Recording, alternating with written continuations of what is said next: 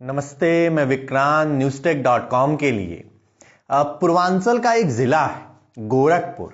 गोरखपुर से जब आप पश्चिम बढ़ते हैं तो एक जिला पड़ता है देवरिया। देवरिया वो जिला है जो बाबा देवरावा बाबा की वजह से जाना जाता है।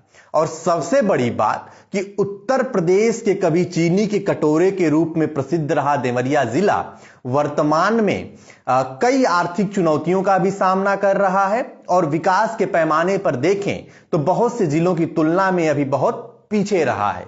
इसलिए मैंने अपने परिचय में कहा कि गोरखपुर से पश्चिम बढ़ेंगे तो जिला पड़ता है देवरिया। कभी देवरिया में 14 चीनी मिलें हुआ करती थी। जब जिले का बंटवारा हुआ तो 6 चीनी मिलें देवरिया जिले को मिली और वर्तमान में सभी चीनी मिलें बिक चुकी हैं और यहां के गन्ना किसान भी गन्ने की खेती को अब राम राम कह चुके हैं। तो देवरिया जिला राजनीतिक दृष्टिकोण से बड़ा महत्वपूर्ण हो जाता है। और जब बात योगी आदित्यनाथ की होगी, जब बात गोरखपुर के गोरक्षपीठ की होगी, तो देवरिया विधानसभा और देवरिया के अंतर्गत आने वाली 7 विधानसभा सीटों की चर्चा किए बिना उत्तर प्रदेश की राजनीति को नहीं समझा जा सकता है। तो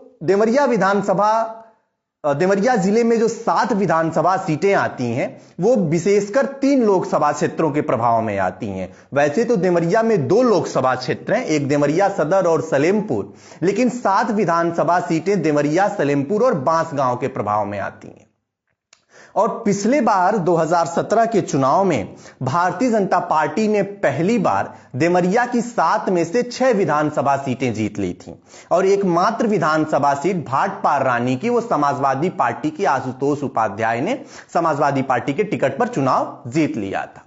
तो 2017 के चुनाव के आधार पर देवरिया को समझें तो भारतीय जनता पार्टी के गढ़ के रूप में दिखाई पड़ता है। लेकिन जब हम 2022 में विधानसभा स्तर पर हर विधानसभा सीट की रिपोर्ट देखते हैं तो मुकाबला सपा बनाम भाजपा के रूप में बहुत स्पष्ट दिखाई पड़ता है। एक सीट पर कांग्रेस भी बहुत मजबूत सीट दिखाई पड़ती है और बसपा हर सीट पर मुकाबले को त्रिकोण बनाती हुई दिखाई पड़ती है। तो पहली सीट है देवरिया सदर विधानसभा, देवरिया के जिला मुख्यालय में आती है। वर्तमान में यहां से विधायक हैं डॉक्टर सत्यप्रकाश मणि त्रिपाठी। भारतीय जनता पार्टी के टिकट पर पिछले वर्ष हुए उपचुनाव में चुनाव जीते थे। इसके पहले इस सीट से भारतीय जनता पार्टी से विधायक थे जन्मेजय सिंह। जन्मेजय सिंह का पिछले वर्ष देहांत हो गया। जब उनकी सीट खाली हुई तो भारतीय जनता पार्टी की आंतरिक बगावत देखने को मिली। उनके सुपुत्र अजय सिंह पिंटू ने निर्दल प्रत्याशी के रूप में चुनाव लड़ा, सहानुभूति की लहर में अच्छा वोट भी पाया, लेकिन फिर भी भारतीय जनता पार्टी अपना ये सीट बचाने में कामयाब हो गई। और तब कामयाब हो गई जब समाजवादी पार्टी ने देवरिया जिले के मजबूत ब्राह्मण नेता ब्रह्माशंकर त्रिपाठी को यहां से चुनावी मैदान में उतार दिया था। तो देवरिया सदर विधानसभा सीट सवर्ण आबादी की बहुल सीट बताई जाती है और खासकर यहां ब्राह्मण मतदाता हमेशा से जो है ये निर्धारण करते रहे हैं कि उनका विधायक कौन बनेगा। फिर भी यह आश्चर्यजनक तथ्य है कि 32 साल बाद जाकर डॉक्टर सत्यप्रकाश मणि त्रिपाठी के रूप में देवरिया सदर विधानसभा में कोई ब्राह्मण प्रत्याशी चुनाव जीतकर विधानसभा पहुंचा है। तो इस बार इस सीट पर फिर से नए दावेदार हैं, समाजवादी पार्टी से, बहुजन समाज पार्टी से, भारतीय जनता पार्टी से। और सबसे मजेदार बात यह है कि अभी जो हाल में उपचुनाव हुए थे, ब्राह्मण वोटों का एकाधिकार इस सीट पर कुछ इस तरीके से समझिए कि 4 प्रमुख पार्टियां, Samajwadi party, Bahujan Samaj party, Bharatiya Janata party और कांग्रेस, चारों ने ब्राह्मण प्रत्याशी उपचुनाव में उतार के देवरिया सदर विधानसभा सीट का लिटमस टेस्ट कर लिया था। उसके बाद एक सीट आती है पथरदेवा विधानसभा सीट सूर्य प्रताप शाही के लिए बड़ी चर्चा में रहती है। सूर्य प्रताप शाही भारतीय जनता पार्टी के पूर्व में प्रदेश अध्यक्ष रह चुके हैं और वर्तमान में योगी सरकार में केंद्रीय कृषि मंत्री के रूप में कार्यभार संभाल रहे हैं। सूर्य प्रताप शाही यह सीट लगातार 2002 से हार रहे थे और 2017 में अपने आखिरी चुनाव के नाम पर साकिर अली को हराने में कामयाब हो गए और चुनाव जीतकर योगी सरकार में मंत्री बने। पथरदेवा विधानसभा सीट का जाति समीकरण बड़ा अजीब सा है। यहां अगर जो है मुस्लिम यादव और ब्राह्मण गठजोड़ बन जाए तो भारतीय जनता पार्टी के लिए चुनाव जीतना मुश्किल हो जाता है। राजनीतिक सूत्रों की माने तो समाजवादी पार्टी यहां से ब्रह्मा शंकर त्रिपाठी को चुनाव लड़ाना चाहती है और ब्रह्मा शंकर त्रिपाठी जिले के एक बड़े मजबूत ब्राह्मण नेता बताए जाते हैं और सूर्य प्रताप शाही के बहुत पुराने प्रतिद्वंदी रहे हैं। लगातार सूर्य प्रताप शाही और ब्रह्मा शंकर त्रिपाठी जब कसिया विधानसभा होती थी तो एक दूसरे को हमेशा से हराते रहे हैं। तो अगर ब्रह्मा शंकर त्रिपाठी समाजवादी पार्टी के टिकट पर सूर्य प्रताप शाही के सामने पत्थरदेवा विधानसभा से चुनाव लड़ते हैं तो यह संभव है कि ब्राह्मण यादव मुस्लिम के गठजोड़ की वजह से भारतीय जनता पार्टी को इस सीट पर चुनौतियों का सामना करना पड़ सकता है। ऊपर से स्थानीय नाराजगी भी थोड़ी बहुत सूर्य प्रताप शाही के खिलाफ दिखाई पड़ती है। तीसरी सीट है रामपुर कारखाना विधानसभा। सन 2012 के परिसमन में यह नई विधानसभा सीट बनाई गई है और यहां पर 2012 में गजाला लारी ने चुनाव जीता था और 2017 में भारतीय जनता पार्टी से कमलेश शुक्ला ने चुनाव जीता था। यह सीट सवर्ण आबादी की बहुल सीट बताई जाती है और वर्तमान में भारतीय जनता पार्टी की राजनीति के लिए बहुत मुफीद सीट बताई जाती है, जहां भारतीय जनता पार्टी मजबूत दिखाई पड़ती है। लेकिन यहां एक निर्दल का फैक्टर है, एक निर्दलीय प्रत्याशी लड़ते हैं, नाम है उनका गुड्डू शाही। 2 बार से निर्दल प्रत्याशी के रूप में चुनाव लड़ रहे हैं और दोनों बार से 40,000 से अधिक वोट प्राप्त कर रहे हैं। तो इस बार भी यह देखना बड़ा दिलचस्प होगा कि गुड्डू शाही जो निर्दल प्रत्याशी के रूप में 40,000 से अधिक वोट पाते रहे हैं, कौन सी पार्टी इनके ऊपर दांव लगाती है और क्या भारतीय जनता पार्टी कमलेश शुक्ला को फिर से रामपुर कारखाना में चुनाव लड़ने के लिए भेजती है। तो यह सीट भी बड़ी मजेदार और दिलचस्प रहने वाली है। चौथी सीट है रुद्रपुर विधानसभा। रुद्रपुर विधानसभा सीट को निषाद बाहुल्य सीट बताया जाता है, लेकिन सवर्ण आबादी भी यहां ठीक ठाक बताई जाती है।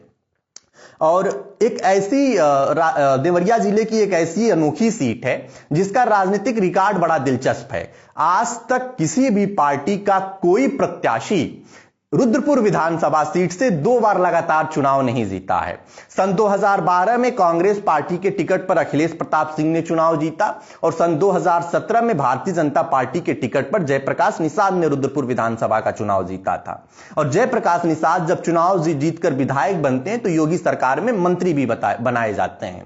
वर्तमान समय में जयप्रकाश निषाद के लिए स्थानीय नाराजगी जबरदस्त दिखाई पड़ती है और अखिलेश प्रताप सिंह कांग्रेस के टिकट पर फिर इस बार चुनावी मैदान में है और अखिलेश प्रताप सिंह की स्थिति बहुत मजबूत बताई जा रही है, क्योंकि जो उनका व्यक्तिगत जनाधार है और पूर्व में कराए गए जो उनके विकास कार्य हैं वो उनकी छवि को फिर से रुद्रपुर विधानसभा सीट में मजबूत बता रहे हैं।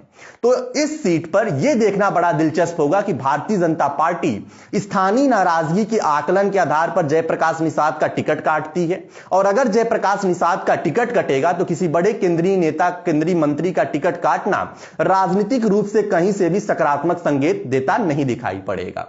तो इस विधानसभा सीट पर सारी लड़ाई तब स्पष्ट हो जाएगी जब समाजवादी पार्टी का कैंडिडेट इस सीट पर घोषित हो जाएगा, क्योंकि समाजवादी पार्टी के लिए भी यह सीट बड़ी मुफीद बताई जाती है।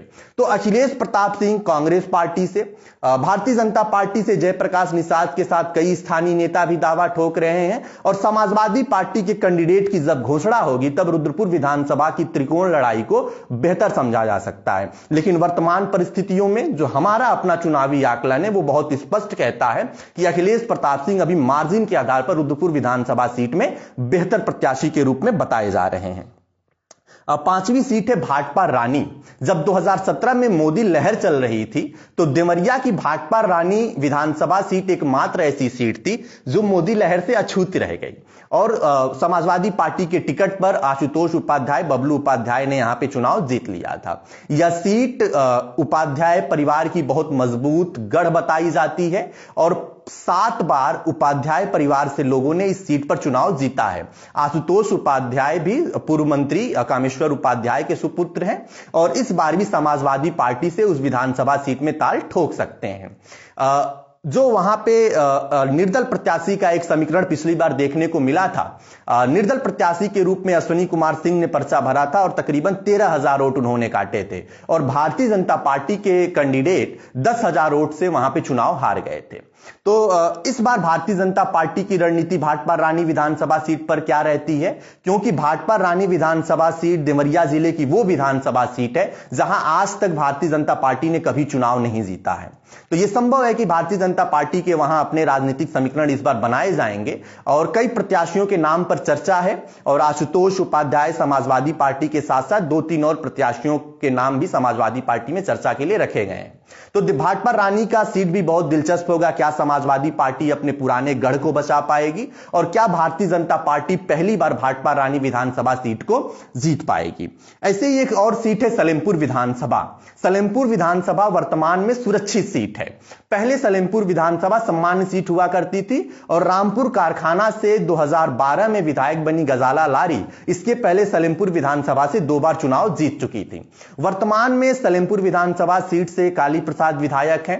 काली प्रसाद के खिलाफ भी स्थानीय नाराजगी बताई जा रही है और सलेमपुर विधानसभा सीट भारतीय जनता पार्टी के लिए विशेष सीट इसलिए बताई जाती है क्योंकि इस जिले में भारतीय जनता पार्टी का जो राजनीतिक इतिहास है, जब देवरिया जिले में भारतीय जनता पार्टी विधानसभा का चुनाव लड़ने आई थी तो सलेमपुर विधानसभा वो सीट है जहां भारतीय जनता पार्टी ने पहली बार विजय हासिल किया था। सन 1980 में दुर्गा प्रसाद मिश्र ने भारतीय जनता पार्टी के टिकट पर सलेमपुर विधानसभा चुनाव जीतने का काम किया था।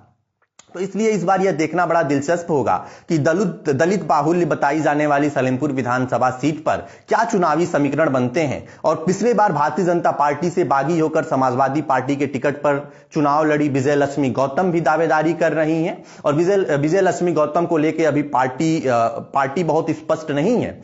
कुछ कयास लगाए जा रहे हैं कि भारतीय जनता पार्टी के टिकट पर भी आ सकती हैं और कुछ कयास लगाए जा रहे हैं कि समाजवादी पार्टी के टिकट पर भी आ सकती हैं। लेकिन मुख्य लड़ाई में काली प्रसाद के साथ साथ वो भी अभी भी मौजूद दिखाई पड़ रही हैं। आखिरी सीट है देवरिया की बरहज विधानसभा। बरहज विधानसभा से पहले बरहज के बारे में जानते हैं।